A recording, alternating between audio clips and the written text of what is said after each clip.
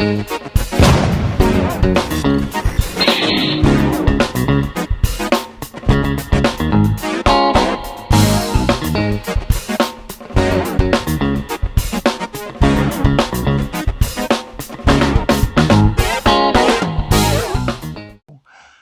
all and welcome back to Nat's Knackers Yard. I'm Nat, this is my Knackers Yard.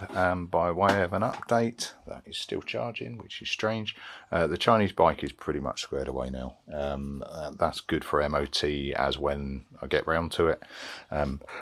Probably sooner rather than later because I need the space. Particularly while the weather's a bit rubbish. I'm not doing a lot outside. RatBoy. I had a bit of a disaster with the tank yesterday, but I've recovered that and I'll jump into a different video on that in a second.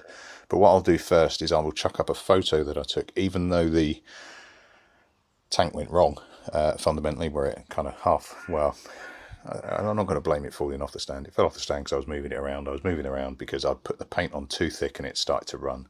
I can wax lyrical that I shouldn't have hung it vertically and all of that. Basically, I was trying to put too much paint on too quickly. It ran. I tried to rectify it and dropped it, and it fell off the stand, which is really irritating. But before I started pissing around with the tank, I threw it on the bike last night just to kind of see what it looked like, and I'll drop a photo of that up here. Now I think it's starting to get there. I don't want to go for a solid block of yellow. I want to do some sort of black striping on it, just to tone it down a little bit. 2 seconds, pop it, just to tone it down a little bit. Yeah, so what I'll do now is I will break into the video earlier of trying to do some recovery on that paintwork on this machine. Cool. Okay, so please ignore the washing machine going in the background, but that is post 240 grit. So 240 grit, just a little bit of a key, and I decided not to strip it completely, because basically just working on the theory that it's kind of like over painting a tank anyway. So rubbed it down to key it in, still some blemishes, but the big cock up's gone. So yeah, that is high build, which frankly I'm probably going to use every time from now on. A little bit more expensive, but it just does a better job. Just weirdly enough builds a bit higher. You can tell it's quite a matte flat because my camera's struggling. But I'm going to give that a rub down and then probably put some filler primer on top just to get the colour the same. Right, cool. Oh, it's really struggling, isn't it? It's drunk. Cool. So, over to my new painting rig. Stool, bucket, tank. Not the most elegant solution in the world, but frankly it works. The flat base on this is just my normal frame that I use. It's a push bike repair stand, but yeah, my normal system just didn't work. So I saw the flat base happened to be in Lidl and thought bucket will do, and there's an old stool underneath. Yeah, so that is with the filler primer on top of the high build primer. I don't think, it's an and an as to how much you sand down primer. You put a lot of primer on, you end up sanding most of it off. Now with the filler primer I did, because it took out some of those minor ridges. Don't get me wrong, it's still way beyond perfect, but I'm not after perfect, just better. I'm not going to rub that down, I'm going to put the paint on top of it.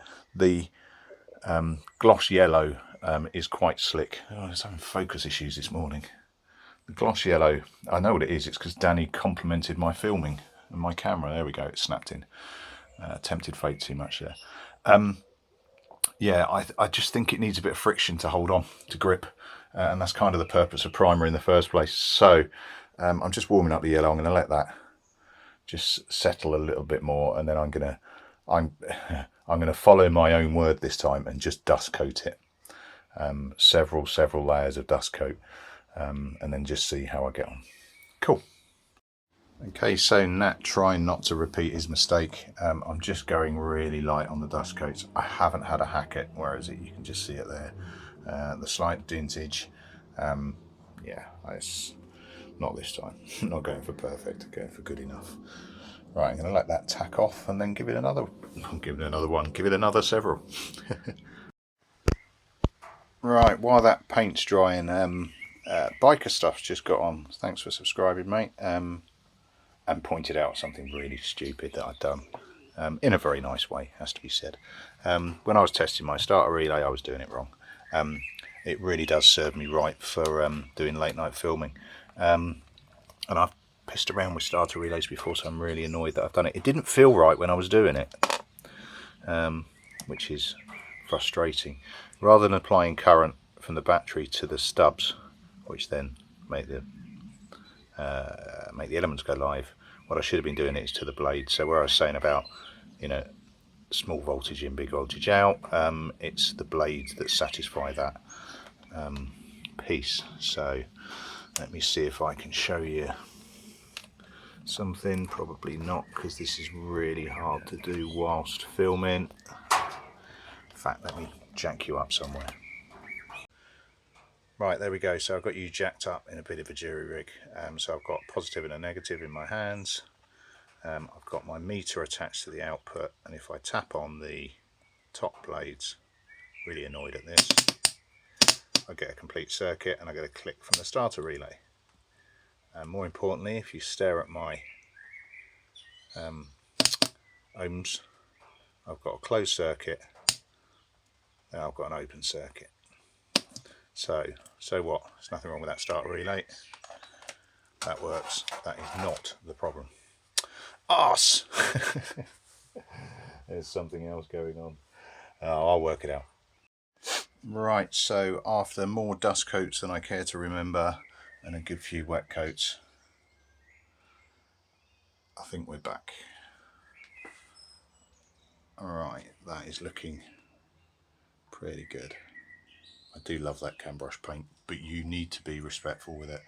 I tried to put it on too thick last time and it just didn't work. Right, that is it for the tank. Now, I hoped to do this yesterday, but it all went Pete Tong, didn't it? So I'm going to leave that for a while, at least a day. Now, like I say, I do want to do some black on it. I do have some. In fact, let me go get the stickers.